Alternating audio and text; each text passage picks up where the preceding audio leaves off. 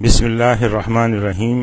آج کا ہمارا ٹاپک ہے مضارع کے تغیرات، یعنی فعل مضارع کس طرح سے تبدیل ہوتا ہے۔ دیکھیں، فعل مضارع چونکہ معرب ہے اس لیے یہ مرفوع، منصوب اور مجزوم ہوتا ہے۔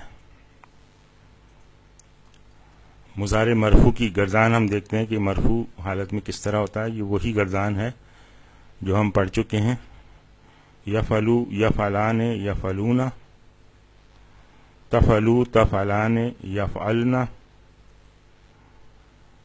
تفعلو، تفعلان، تفعلون، تفعلین، تفعلان، تفعلن، افعلو، نفعلو۔ تو یہ مضارع کی گردان ہے، مضارع مرفوع کی گردان ہے۔ تو اس میں یہ جو صیغے ہیں جن پہ لام پہ پیش آ رہا ہے، یہ دیکھیں، یہ حالت رفع کو ظاہر کر رہے ہیں، اور یہ جن میں یہ نون آ رہا ہے یہ بھی حالت رفع کو ظاہر کر رہے ہیں۔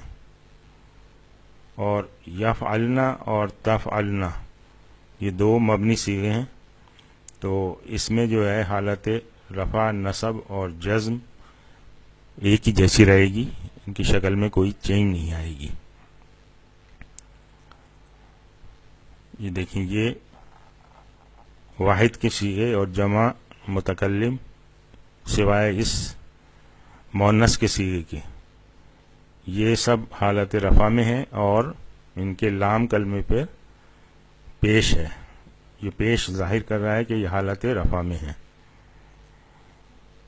اس طرح سے یہ جو صیغے ہیں جو کلر سے دکھائے گئے ہیں یہ بھی حالت رفع میں ہیں، اور اس کی نشانی یہ نون ہے۔ یہ نون اگر اس میں شامل ہے تو یہ حالت رفع میں ہے۔ ان کو افعال خمسہ کہتے ہیں، یعنی 5 افعال۔ وہ اس طرح کہ یہ جو تفعلان، تفعلان، تفعلان، اس کو ایک صیغہ مان لیا اور باقی یہ 4 صیغے مل کے 5 صیغے ہو گئے، تو یہ افعال خمسہ کہلاتے ہیں۔ تو افعال خمسہ رفع کی حالت میں ان کے آخر میں نون موجود ہوگا، اور یہ جو 2 صیغے ہیں، یفعلنا 6 نمبر اور یہ تفعلنا 12 نمبر، یہ دونوں مؤنث کے صیغے یہ مبنی ہیں، تو ان کی شکل تبدیل نہیں ہوگی، یہ تینوں حالتوں میں ایک جیسے رہیں گے۔ اب ہم دیکھتے ہیں کہ اس کو اگر منصوب کرنا ہو مضارع کو تو وہ کس طرح ہوگا۔ دیکھیں، یہ تو مبنی ہے، تو یفعلنا اور تفعلنا ایسے ہی رہیں گے، ان کی شکل جو ہے وہ تبدیل نہیں ہوگی۔ اب یہ جو صیغے تھے واحد والے اور متکلم والے سوائے مؤنث کے، اس میں دیکھیں یہ آخر کلمے پہ یعنی لام کلمے پہ زبر آ گیا ہے، تو اس سے یہ منصوب ہو گئے۔ آسان ہے۔ تو یہ جو 5 صیغے ہیں ان میں اگر زبر لے آئیں گے آپ تو یہ منصوب ہو جائے گا، اور یہ جو افعال خمسہ تھے اس میں سے نون کو حذف کر دیں گے تو یہ منصوب ہو جائے گا۔ تو یہ اب یہ تفعلی، یفعلا، تفعلا، تفعلا، تفعلا، یفعلو اور تفعلو یہ حالت نصب میں ہے، اور یہ تو آپ کو پہلے بتا ہی دیا تھا کہ یہ مبنی ہیں، مؤنث کے یہ دونوں صیغے، اس لیے ان میں کوئی تبدیلی نہیں آئے گی۔ آسان ہے۔ یعنی یہاں پر اگر ان صیغوں میں یہ جو واحد والے صیغے ہیں اور متکلم کے، اس میں اگر پیش ہے تو رفع ہے، اگر زبر ہے تو نصب ہے، اور یہ جو افعال خمسہ ہیں اس میں اگر نون موجود ہے تو یہ حالت رفع میں ہے، نون اگر موجود نہیں ہے تو حالت نصب میں ہے، اور یہ مبنی ہے تو ان کی شکل چینج نہیں ہوگی۔ اس طرح مجزوم کو دیکھتے ہیں کہ مضارع مجزوم میں کیا پوزیشن ہوتی ہے۔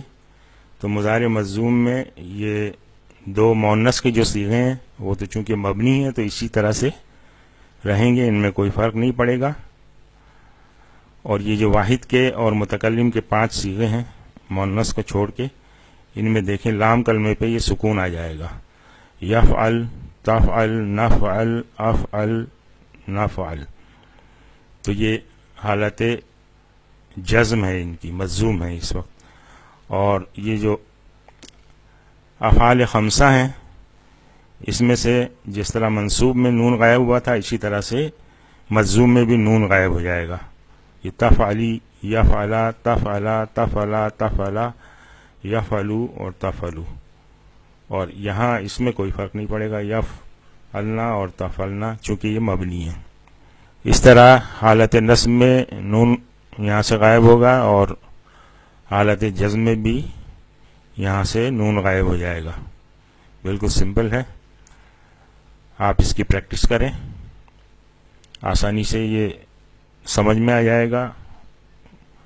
بار بار اس کو لکھیں، دہرائیں، تاکہ اس کو جملے میں پھر پہچاننے میں آسانی ہو کہ کون سا مرفوع ہے، کون سا جو ہے منصوب ہے اور کون سا مجزوم ہے. آج ہم یہیں پہ اکتفا کرتے ہیں. سبحانک اللہم و بحمدک، نشہد ان لا الہ الا انت، نستغفرک و نتوب الیک.